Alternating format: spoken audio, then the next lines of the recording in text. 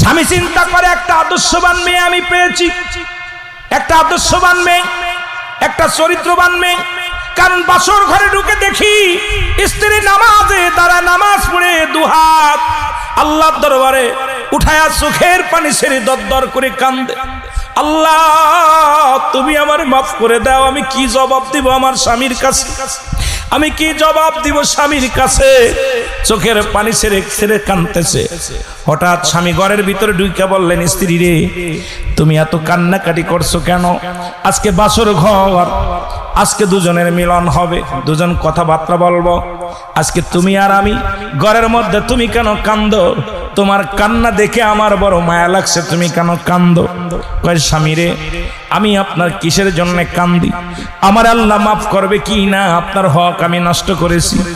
কয় কেবল বাসর ঘরে আসতে পারলাম না, কেবল বাসর ঘরে আসতে পারলাম